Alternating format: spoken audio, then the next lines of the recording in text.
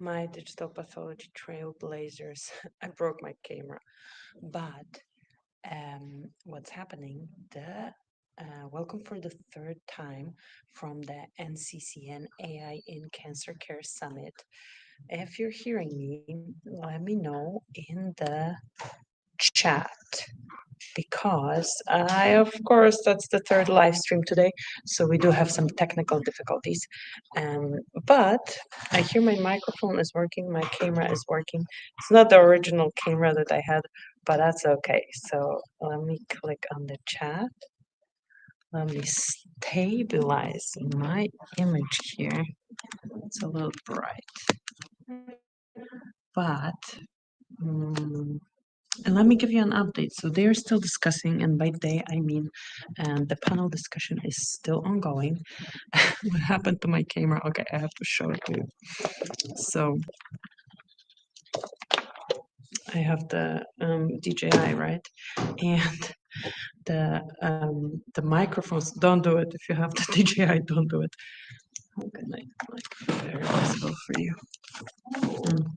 Let me just take myself somewhere else. Anyway, what I did was, bear with me. I can do it. They have these magnets, right? I attached the magnet and switched on the camera, and look what it's doing now. It's doing funny stuff. It's like shaking like that and doesn't let me recenter. I hope I like didn't permanently break it because it's a good camera. But other than me complaining about my tech stuff, let me get my notes and tell you what was going on the whole day. So they are still working on the panel discussing. And the NCCN did a fantastic job in the previous live stream. I had the vice president of policy with me, and she said it was obviously on purpose, but they did a fantastic job in bringing in very different perspectives from all the spectrums of AI implementation, also from all the steps of cancer care, right? Not just the doctors, not just the AI expert, not just, but everybody was represented. Just checking my microphone if this is still working. It should be working. Let me know if you hear me in the chat. If not, we're gonna schedule a new live stream. But okay.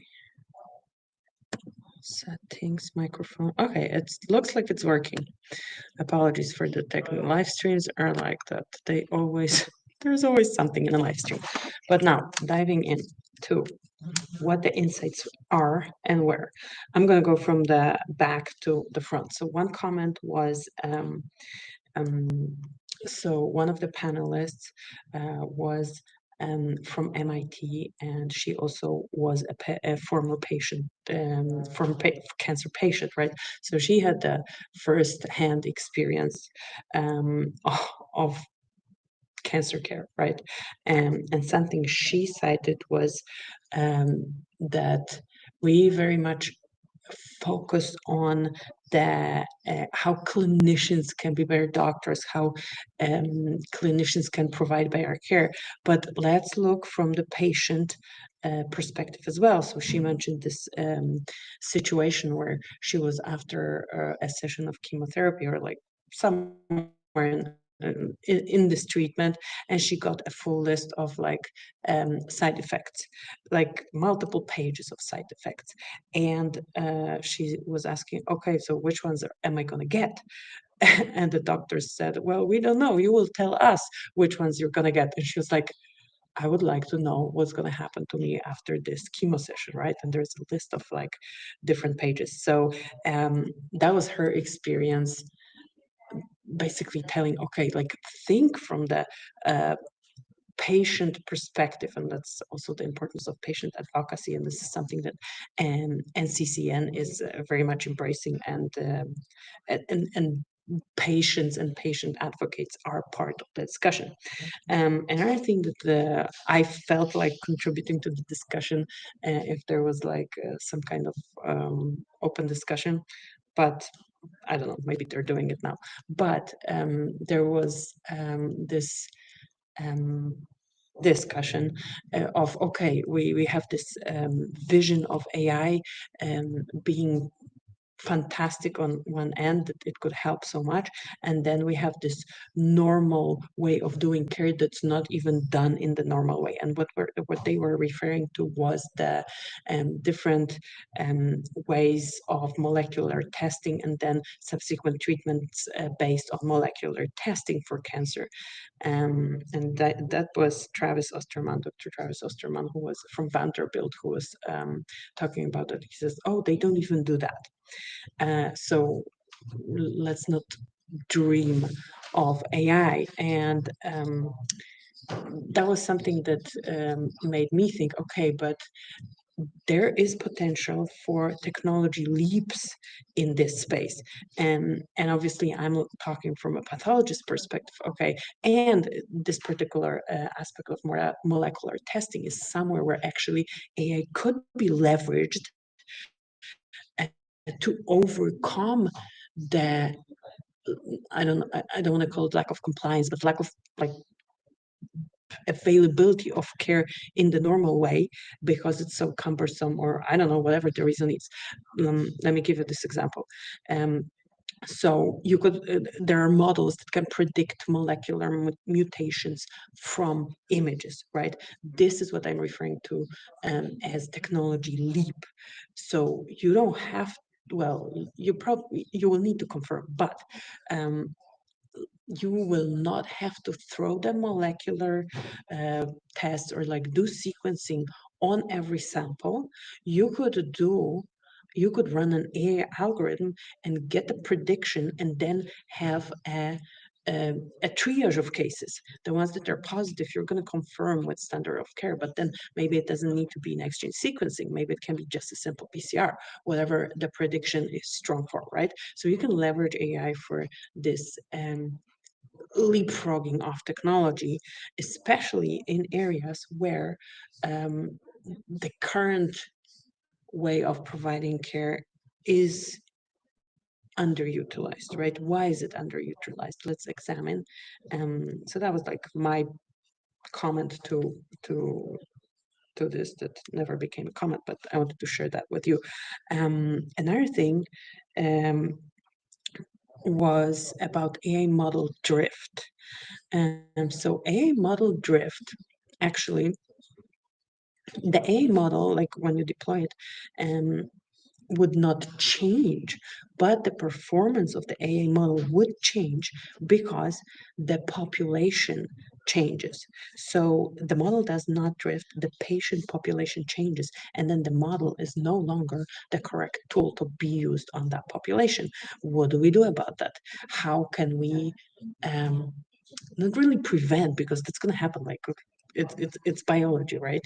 um, our biology changes over time, but how do we incorporate this type of guardrails, this type of um, like model being self-aware? And the suggestion was, okay, is there a level where the model could like alert itself that it's not performing well enough anymore and stop um, giving predictions, right? So this type of stuff, and maybe that should be a mandate from the FDA. So the current discussion that's ongoing is about policies. It's very much focused on guidelines, policies, um, and and this type of influence on cancer care. Also, one cool remark was, why are we requiring AI to be as good as a doctor? It should be better. Why is, like, obviously we as humans, as doctors, are as we are, but why do we set the bar so low? The tools for many applications can be so much better. Why are we comparing still to the doctors? Why this is our bar, right? Because and that ties into something that is very common problem or common thing in pathology, especially for computer vision based solutions for analyzing pathology images, where you had pathologists annotate the, sorry, looking around because people are walking around. Anyway, so the ground, it's so-called ground truth paradox, and it's common in pathology because you would train a model based on pathologist annotations, right? And there are better methods of annotating than pathologists doing this manually. For example, some orthogonal methods like immunohistochemistry for epithelial cells in lymph nodes, instead of like having pathologists try to spot those epithelial cells and then like missing something in the corner, right? And yet, the ground truth was pathologist manual annotations for many of these models. So there's this paradox, like, should the tool only be as good as the pathologists who are humans, and there is variability in accuracy, or should we require a higher standard? Mm.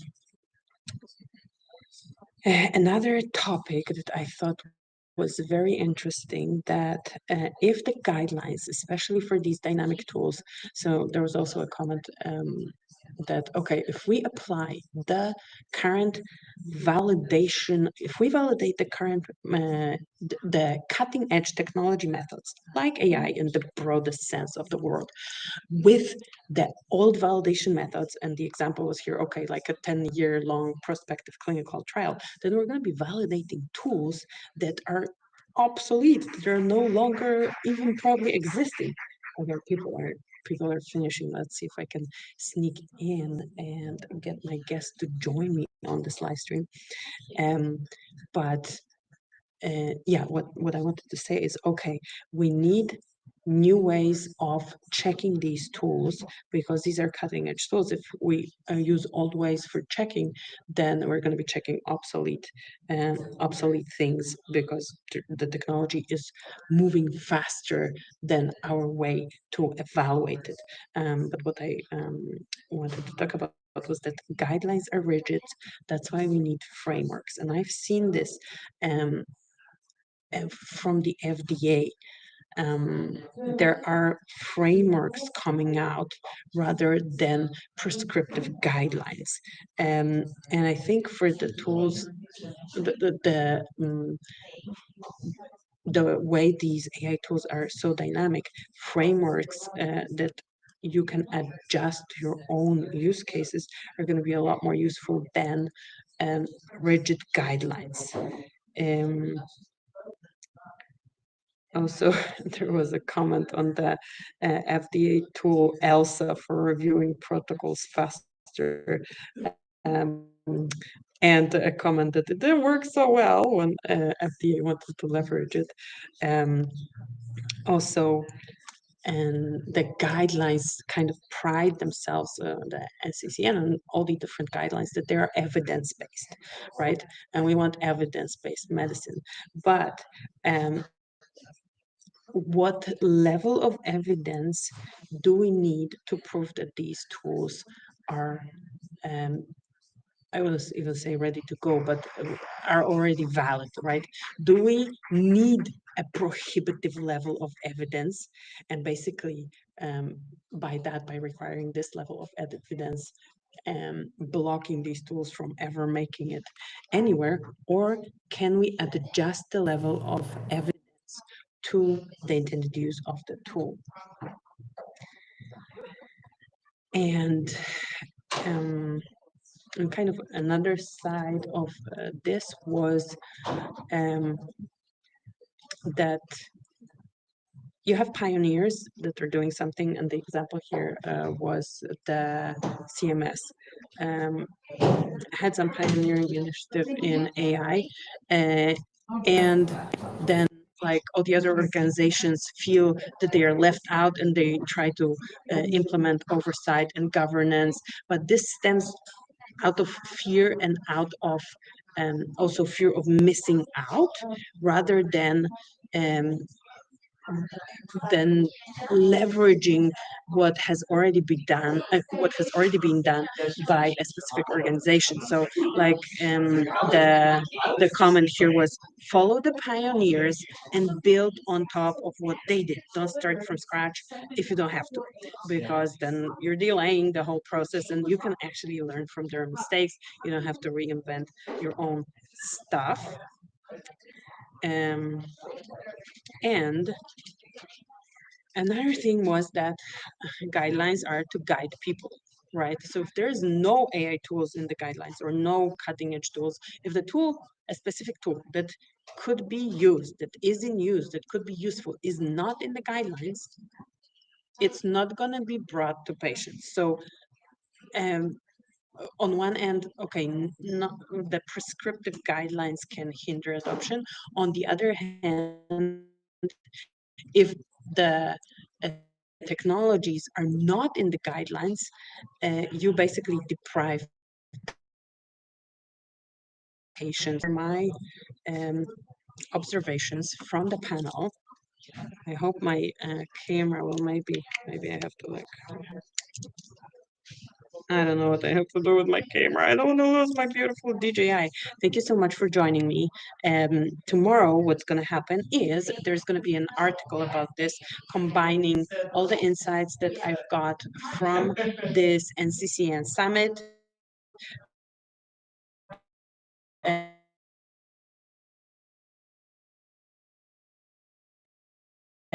from the Congress 3 article. So stay tuned for that. And I think internet is gone and kicked me out of my live stream.